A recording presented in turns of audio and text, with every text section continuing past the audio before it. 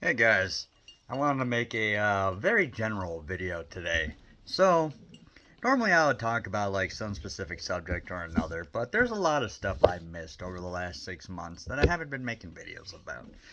And it's mostly about leftists who have done really dumb things lately, who ended up, well, having their own little downfall recently, similar to what iDubbbz did. Now, iDubbbz himself, as I've gone over many times before, he has stabbed multiple people in the back, figuratively, and he has tried everything in his power to destroy his own career. So, here's a few people that I think we should have a little bit of discussion about. So, I'll go ahead and start with that, okay? So, I'm making little notes this time so I can actually tell you about, I can actually make little timestamps in the description. Alright, so cool. So, first of all, we had talked about Hasan Piker, and we specifically talked about how he has caused many issues for himself. As he has gotten more extreme, he has decided to actually.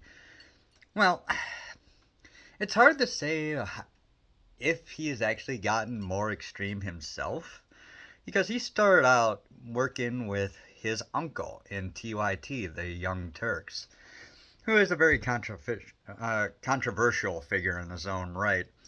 Now, TYT has been well known for a long time. They hit their peak, I think, around 2011, maybe even earlier than that. And they have since gone downhill, especially recently. So, if you don't know what TYT is that they're an organization named after the Young Turks, a social movement that was ongoing after the First World War, or no, I believe it was actually before and during the First World War.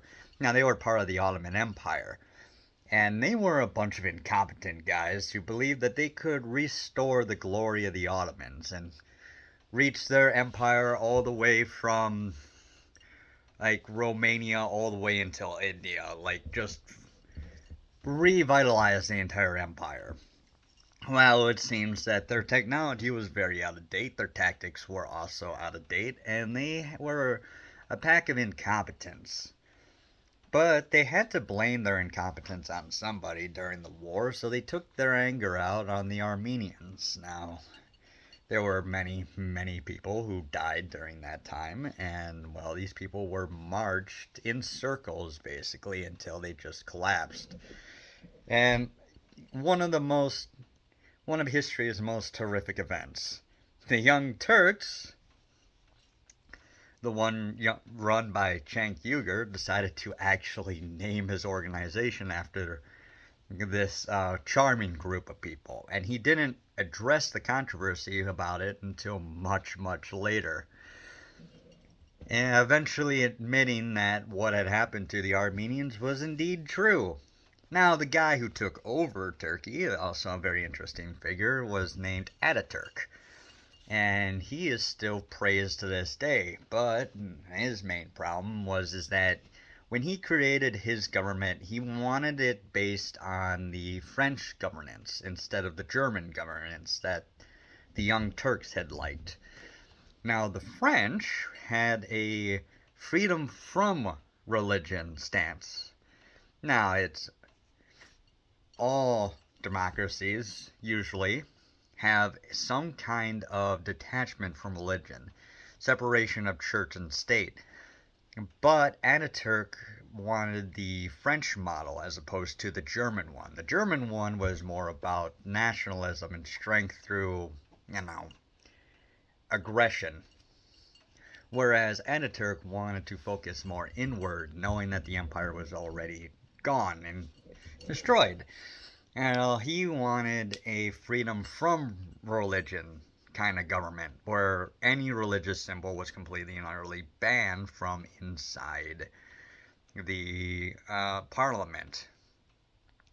So I can see how somebody like Hasan Piker or Cenk Uygur would not be too keen on that. Now, while they're neither of them are seemingly very religious people. I don't think they really practice their religions at all, honestly, but I mean, I could be wrong.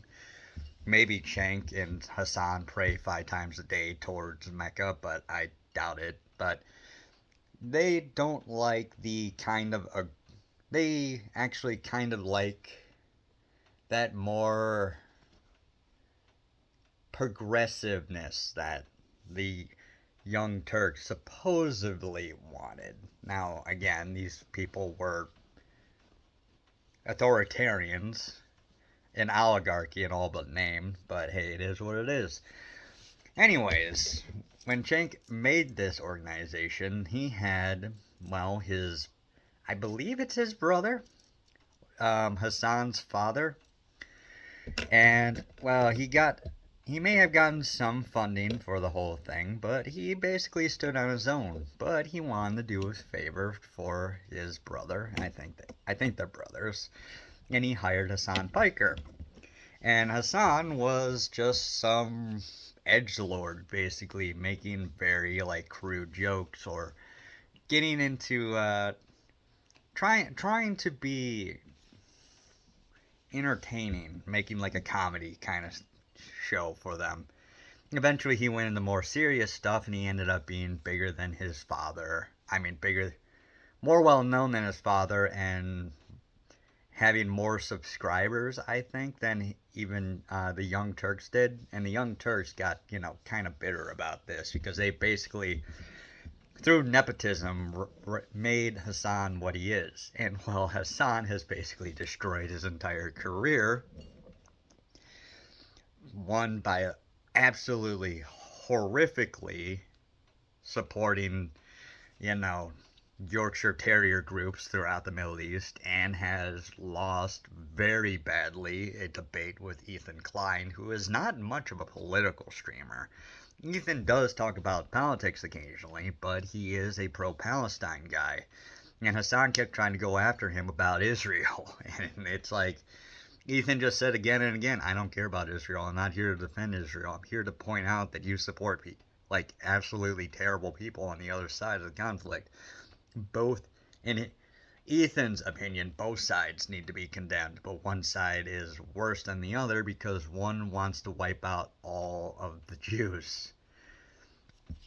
And it's gotten to the point where Hasan has actually violated not only Twitch's like terms of service multiple times over, but like he has the CEO defending him, and the CEO has also turned that entire platform basically into a platform of extremists. I don't even know like how many people still do actual gaming there. I used to watch like Future Man Gaming back in the day. I don't even know if that guy is still around or what happened to him. I mean, I used to watch that guy when he played like Stardew Valley, and I used to watch like Melvin from Cyanide and Happiness, and that's a whole situation that one day I'm gonna have to talk about because what happened to Matt was some of the most disgusting thing.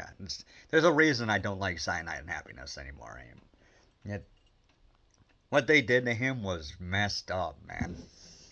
But man, I just been enjoying just how badly Hasan Piker has been messing up. So now done with Hasan Piker, what else has been going on? Well, we had Harry Sissen, for example. Now, if you don't know Harry Sissen, he is a influencer basically, like of the worst sort.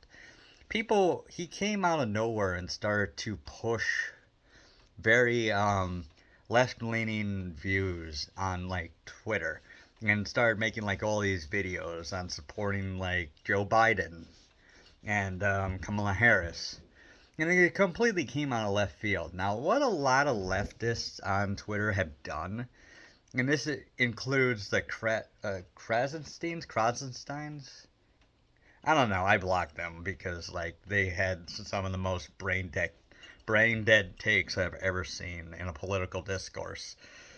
But what like Brian and his brother had done, the Krasensteins, I believe it's pronounced. I'm not 100% sure. Again, I try to ignore them as much as possible.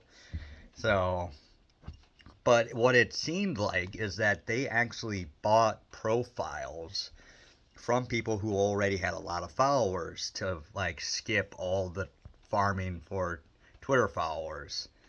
And I'm not sure if that's something that Harry Sissen had done, but he had gotten followed by a lot of left-leaning people. This is probably including a lot of people who work for Democrats or are Democrats in certain circles. Very quickly rising in popularity, but his takes are some of the most basic and outright lies. Well, eventually it turned out that he had been hired, along with one of his friends, by an actual talent agency and paid for by the Democrat Party to push propaganda for them.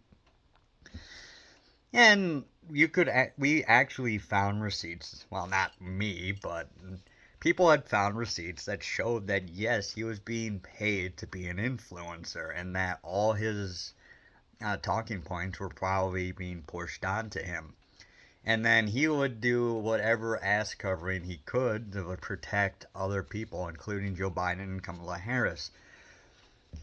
And it was very much an AstroTurf situation. Well, it turned out relatively recently that, oh no, he had been abusing his power.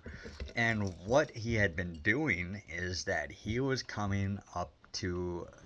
like contacting women and trying to make them feel special, trying to get like solicit nudes from them. And he was being an absolute like womanizer, messing with all these different girls and not telling them that they weren't anything special to him.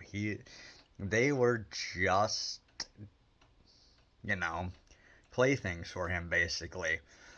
And, well, he's a teenage boy, or, well, he's a young man at this point. I think he's 24, but he's been around for a few years now. And it's a kind of a scumbaggy thing to do. Nothing that, like, you can arrest him for.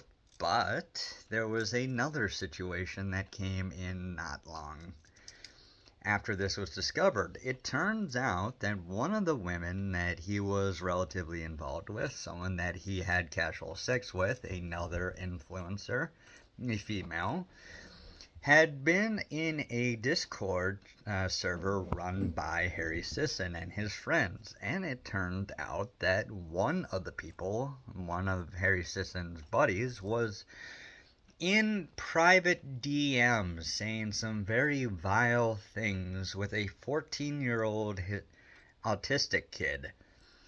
Basically trying to, oh man, I don't know if I can even say this word without having, basically raise him to be somebody, that they could love later on in life. And you know what phrase I'm thinking of right now. I'm sure many of you are very smart.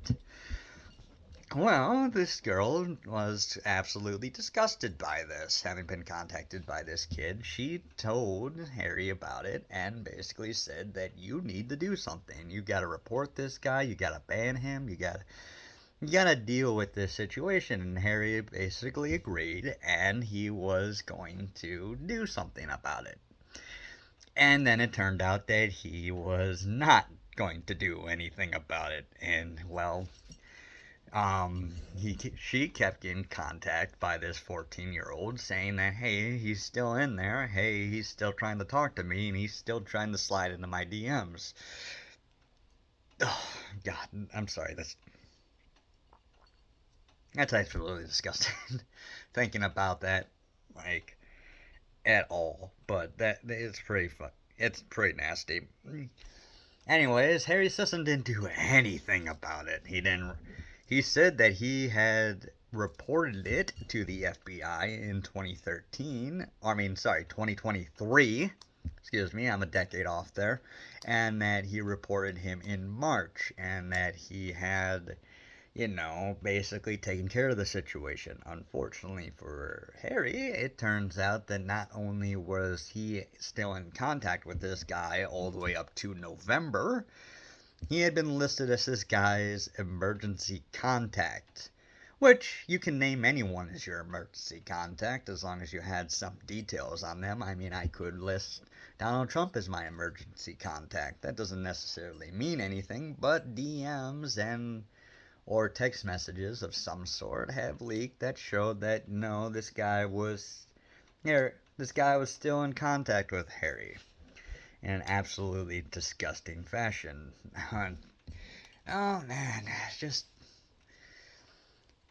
the Democrat Party really knows how to pick their friends. I swear to God, it just absolute. They can pick real winners, and I'm trying to think of the name of this other guy who also done something relatively similar. Oh, I can't think. David Hogg. That's it. That's it. Let me actually start to get into that. Now, David Hogg. I'm going to put in a little timestamp there for that at like 1540.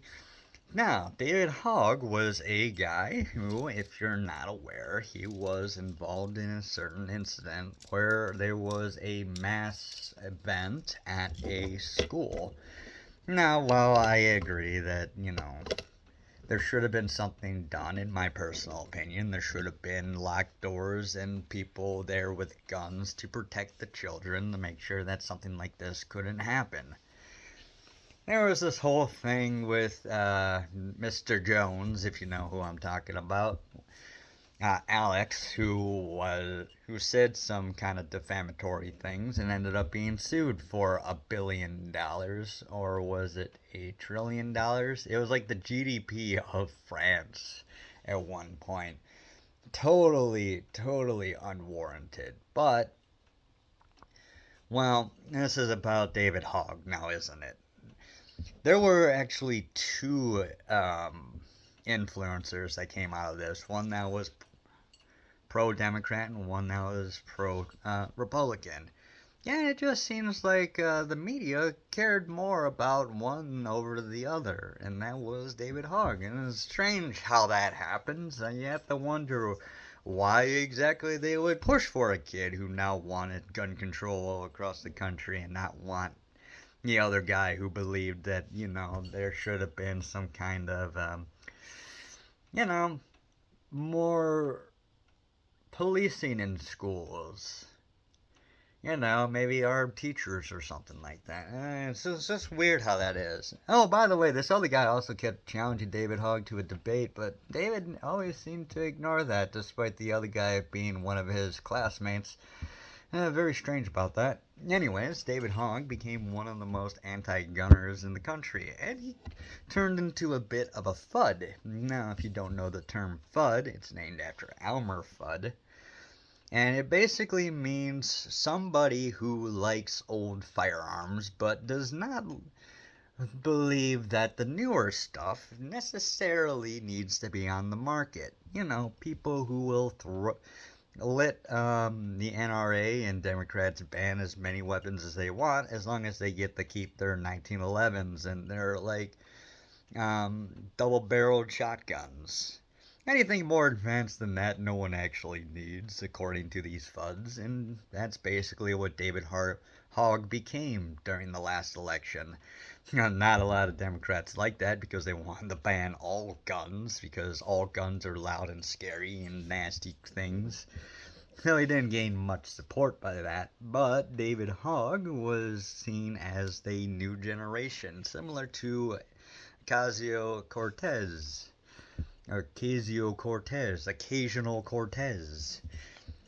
who, her downfall is going to be interesting when it ever happens, when she eventually loses every ounce of power that she ever gained.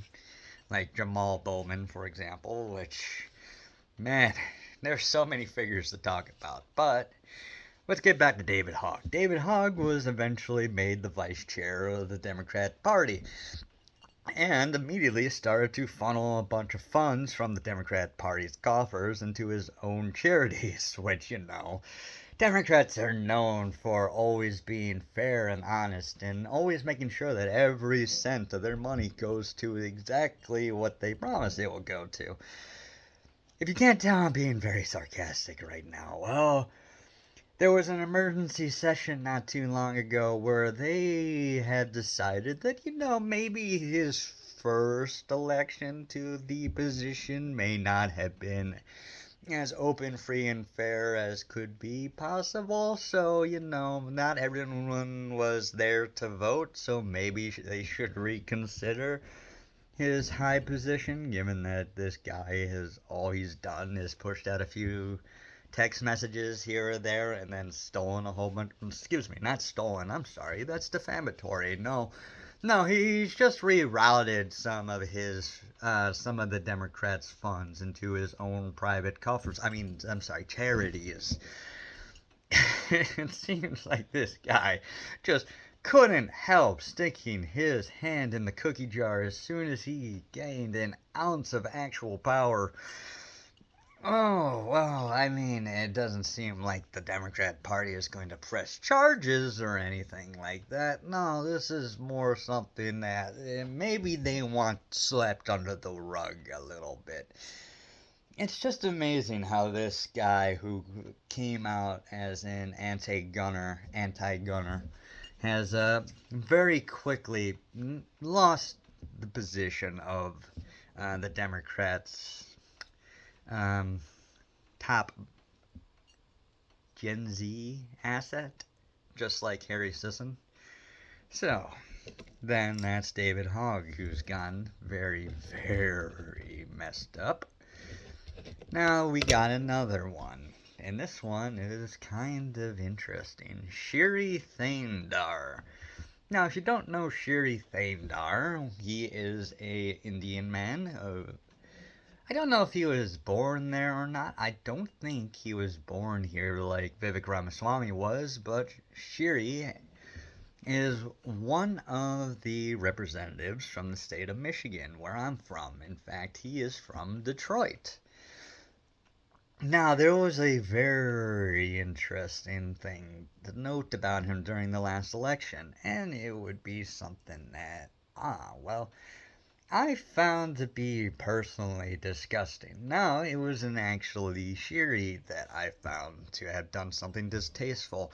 No, it was Mike Duggan, the mayor of Detroit. Now, if you don't know, ever since Kwame Kilpatrick, who stole funds from Detroit to fill his own coffers, my brother actually had worked for one of the people who had testified against the man. And, well, Kwame, he eventually got his comeuppance.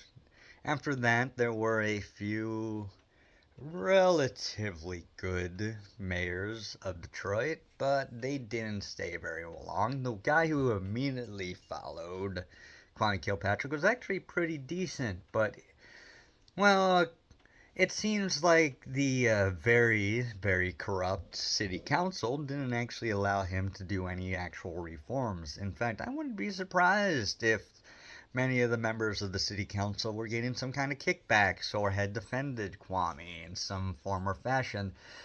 By the way, I once checked this just because I was curious, but if you count every single representative from Detroit to Congress, or every single representative both from the legislature and from the Senate of Michigan, plus the commissioners and the city council and any other position that requires there to be a registration for which party that you're in, because if you don't know, Michigan allows you to in most positions be nonpartisan. You don't actually have to list any of your political affiliation.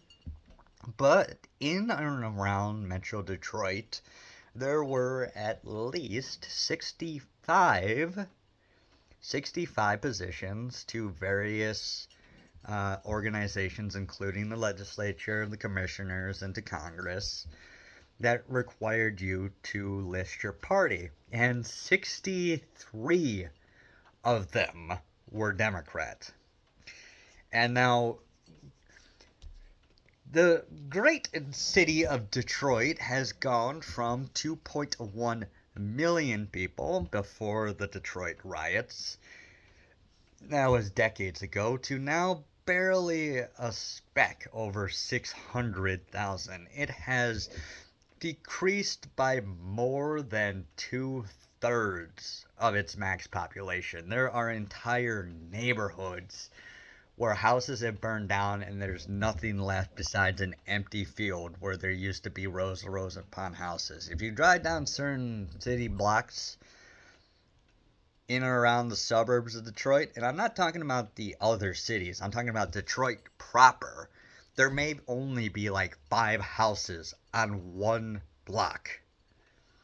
When there used to be, like 40 houses on one block. And that's how bad the city has gotten. And everyone in or around Detroit just seems hell-bent on voting in every single Democrat and never considering that there's other options out in the world. Well, Shri Thanedar is one of those representatives.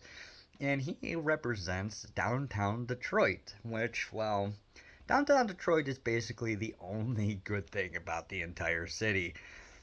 And, well, I was talking about Mike Duggan, right? Now, what made Mike Duggan interesting is because he's been the first white mayor of the city in a long, long time. And he believes that Shri Thanedar is not black enough to represent the city. As an Indian man, he is not, he does not properly represent the people of Detroit. So he pushed for his own, he pushed for a black woman to take that spot. And, well, Shri absolutely destroyed her in the election. Which, by the way, I'm talking about the primaries because the Republican running against the guy was even more one-sided towards Shri. There was no way in hell that any Republican was going to win that district. But it is interesting to me just how racist a guy Mike Duggan is, and he's going to try to run for governor of Michigan. And I swear to God, if he becomes our governor, I am going to be so sad. I will be sad, guys, because my God.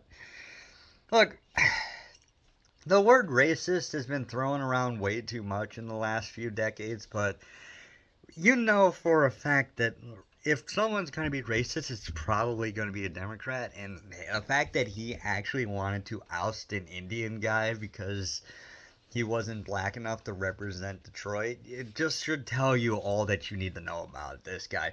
By the way, about like only 40% of the city of Detroit, it's like 25% of the city of Detroit is white, and they elected a white mayor, and like 40% of the police force of Detroit is white.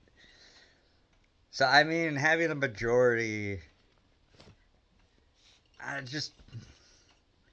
city's messed up, guys. If you've never driven through it, it's absolutely awful in some places. I mean, they talk about gang violence and like murder all the time in the city, but there's not, like, if you compare it to Chicago, there's barely any, like, you will never see like a shooting in the middle of the day, for example, as far as I'm aware, because there's only like 4 main gangs in the city.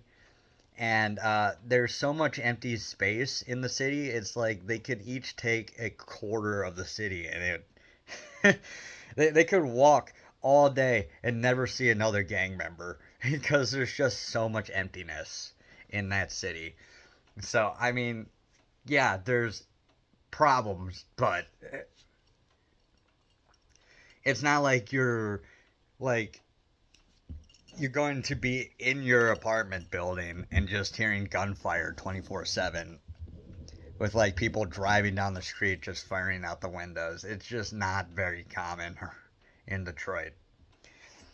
But anyways, it was just kind of funny to me, talking about Mike Duggan real quick, is that one time there was an article that came out that said that the new camera system put into the People Mover, which is an above ground rail system that was supposed to go out to the suburbs, but the car company shut that down immediately because they didn't want Detroiters in Metro Detroit in Motor City of all places to not be using cars to go to work. So they shut down the People Mover project to move it out to the suburbs. God, that's still so painful that happened. Anyways, this article said that the new camera system had a racial bias against black people in a majority black city. I'm just like, and then the people were accusing Mike Duggan of being a racist for it, and they voted him back in, by the way. Anyways, Shiri has come. Oh man, I did a huge digression here, but Shiri came out not long ago saying that he was going to push for impeachment for Donald Trump. And all it did was remind everybody that he ran in Chicago, I think, a absolutely horrific experiments done to dogs, very similar to what Fauci has done.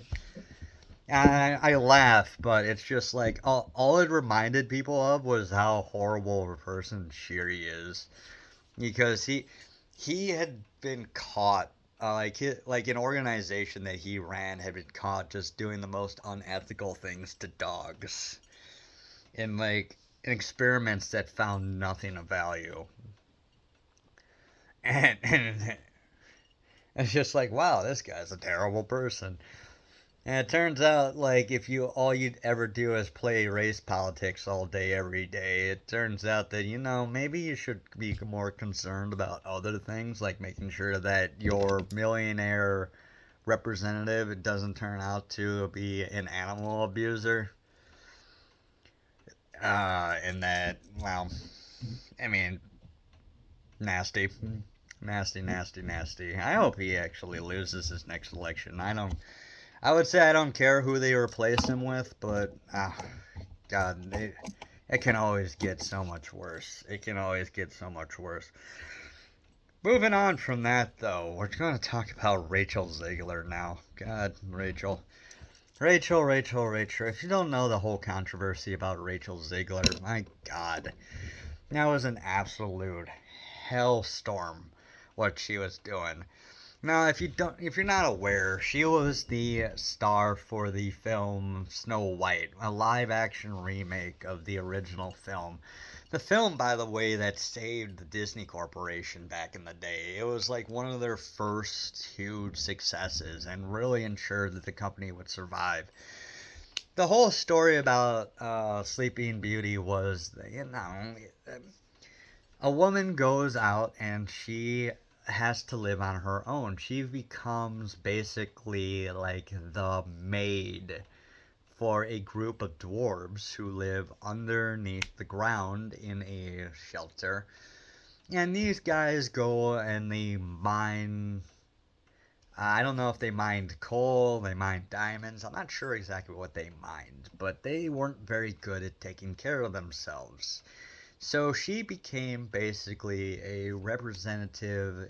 In the movie, she's basically a representative of domestic house care, taking care of a family and making sure that your loved ones are always loved and cared for, and that while the men are hard at work, that the women work just as hard at home, and making sure that there's always a warm meal and that the floors are clean and there's no insects or anything else inside the house.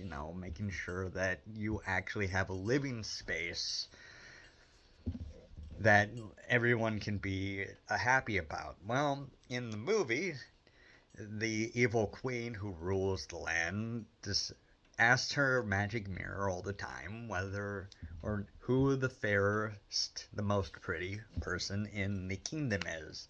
And every single day, this vain woman asks the mirror who is the fairest of them all. And the mirror always says, "It's you, my queen." Until eventually, Snow White grows up enough that she becomes a woman, and the mirror says that she is the fairest of them all. And she turns into I'm talking about the queen now, the witch.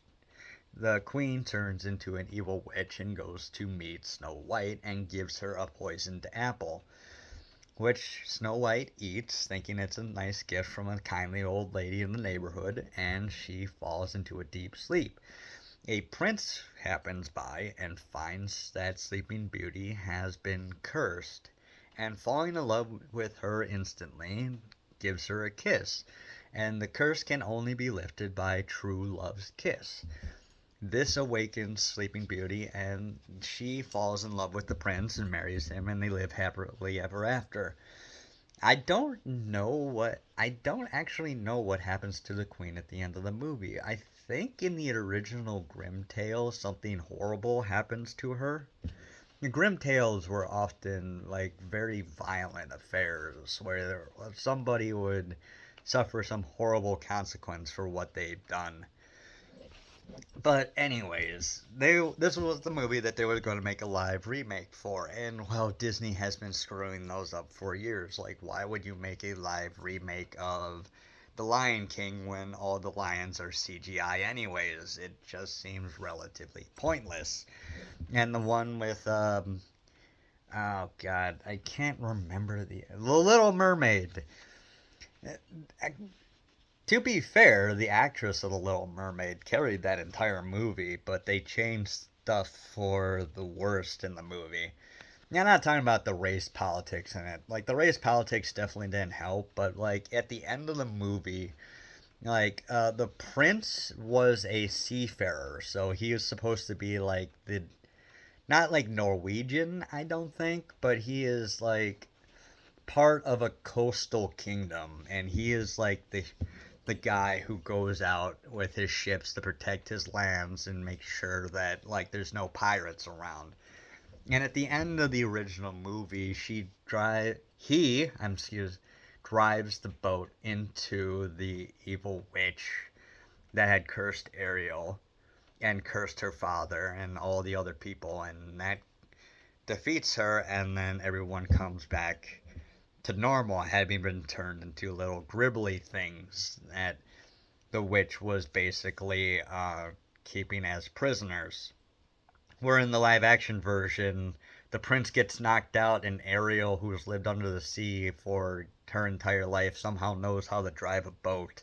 Which, if you don't know, boats of that size, like galleons, are not easy things to drive. It might seem like it's just a wheel that you have to like turn here or there, but that's only the steering column. There's a whole host of things that need to be done with the rigging to actually get it to go where you're pointing it.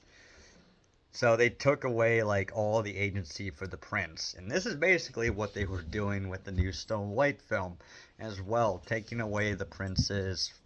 For one, he's not a prince.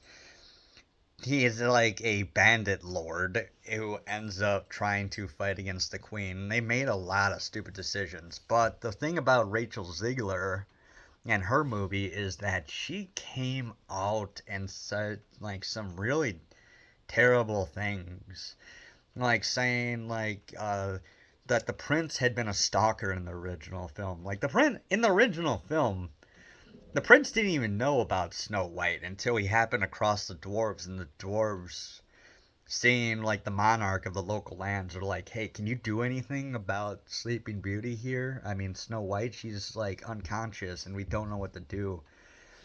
Like, he didn't stalk her in the original film. He didn't even know about her until like minutes before he like woke her up from the curse. There's been jokes throughout the years about how it's like uh how she wasn't able to give consent to the kiss, therefore he should be in prison. And then there was like this very ironic like comic written based on that interpretation, where the prince is like, "Oh wait, no, I need consent first. I can't do this," and then he walks away, and then the next panel is Snow White's like skeleton because like obviously she wouldn't survive if the prince hadn't kissed her. It's like we're basing this on like a movie that was made a long time ago. This is why you never look at a old film through a modern lens, because you ruin the entire magic of it, and you cannot base uh morals from like 'cause the movie was made in like the 40s or the 50s. And we're talking, or maybe before that, and we're talking about like a story that's been around for hundreds of years, basically. You cannot judge like cultural norms from back then based on modern standards. That's not. Ah, man, it's a whole different argument. But she was saying like the prince was a stalker, that maybe they'll cut the prince out of the movie entirely, that they would, that like she, as Snow White, would be the the true ruler of the kingdom that will overthrow the evil queen. And it's like, that's not what the original film was about. Like, if you're going to make a remake of one of the most important films of all time, I mean, literally, this saved Disney's whole existence. If it wasn't for Snow White, Disney wouldn't exist today. And God only knows how many, like, how much the butterfly effect would affect all of us if that movie had flopped. My God, man, there's just so much. And you can't just tear apart like a classic like that. And not only that, like, oh God, what's the name of the guy? There was like a dwarf actor from the Lord of the Rings, the guy who played not Tyrion, Tyrone, or is it Tyrion? Yeah, and then Tywin is his father, so Tyrion. I can't think of his name right now, but basically he said, and it's so offensive that they would like do a live action remake. Like, it's so horrible to little people that they would like disgrace us like this by making us wear like silly little outfits and put us in these movies. And it's just like, every dwarf actor and anyone who wants like a position in a movie like this, a high end multi-million dollar production worth like $500 million or however much it was. I think it was like $200 million. Like, usually it's like 100. It was like $100 million for the production, and you can usually double the amount for all the advertisement and events that go on around it. Now that Disney's never going to release the figures on that because, oh my God, they lost so much money on this film. But like, all these dwarf actors came out and protested, so angry that they lost like a once in a lifetime opportunity to like play in such a high budget film. And even if they hadn't had many lines, they would have been like, it could have make or break their careers. So this guy, this elder dwarf who basically ruined this opportunity for all of them, like, is seen as a traitor to like all the other dwarf actors out there, because there's not a lot of positions you can give to a dwarf actor. It's sad to say, but like, I mean, it's not like they're redoing Charlie and the Chocolate Factory anytime soon. It's just horrible, man. But like, that was another thing going against this film. And the thing was is that Rachel Zigler was also talking about Palestine, saying like, and remember, on Twitter she said, and remember, free Palestine. And you got to keep in mind that the actor who like Gal Gadot, who played the evil queen in the movie, she's Israeli, and she, like every other Israeli person in the country, every single Israeli in the country, unless they have some kind of like horrible handicap that like precludes them from military service, is inducted into the military. And she was getting death threats because of the fact that she's Jewish. And she, Gal Gadot, has never really been a political figure. She doesn't talk about politics whatsoever. She doesn't talk about left, right. She just exists. And she was getting death threats because, and Rachel Zegler was doing absolutely nothing to help, like, alleviate the system. Like, she said free Palestine and then never condemned people who were going after her Jewish co-star. Disney even sent out like the Sun's director to ask her, what the hell are you doing? You cannot be attaching a political message to this. Things are too uptight right now, and this is a very conservative story. A lot of the people who want to see this movie are conservative. And like we have enough controversy right now, stop making the situation worse. And she basically refused and kept popping her mouth off, basically saying that all MAGA people should never have peace ever again, which is a horrible thing to say about 99 point, no, sorry, it was 49.7% of all voters in the country. A good percentage of people voted for Trump, and she's told people that all of them, more voters than voted for Kamala, should never have peace ever again in a country where they're throwing Molotov cocktails at cars.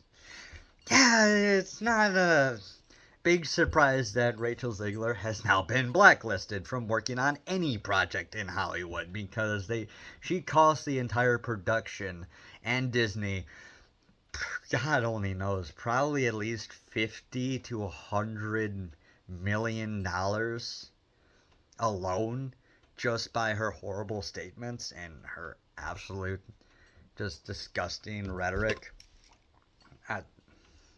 Hey man, it is what it is, and we were talking about like those Tesla guys. Well, it turns out that now it is now considered an act of terrorism to be throwing Molotovs at Tesla vehicles and painting swastikas. Yeah, it turns out that painting like the German symbol into cars is kind of a disgusting thing to do because I mean now it seems like maybe Germany had won World War II because now it seems that there are people everywhere who just love that symbol and love painting it any place that they end up. And it's just kind of strange how that works. And the even more gross thing is that, well, a lot of the people who own Teslas are people who bought it because they were told by Democrats that they need to be more of an environmentally, like, considerate. And a lot of people who own these Teslas are people who can't sell them because they would lose so much money on it. But they're still Democrat supporters. So a lot of conservatives are very interested in electric vehicles. They want vehicles that use gasoline because it's more it's better for long distance travel, and there's not a lot of electric vehicle chargers throughout the country despite Biden trying to build them all over the country. They ended up spending like $5 billion and only putting up like 20 charging stations, and I'm talking about like 20 chargers, not like 20 different locations full of chargers, like 20 chargers total. Now, someone can fact check me on that, but there were not a lot built. There were not $5 billion worth, or however much it was. Just horrible. So you have Democrats firebombing other Democrats' Teslas now. And now those charges are now being upgraded to terrorism charges, which, wow. And speaking about terror, just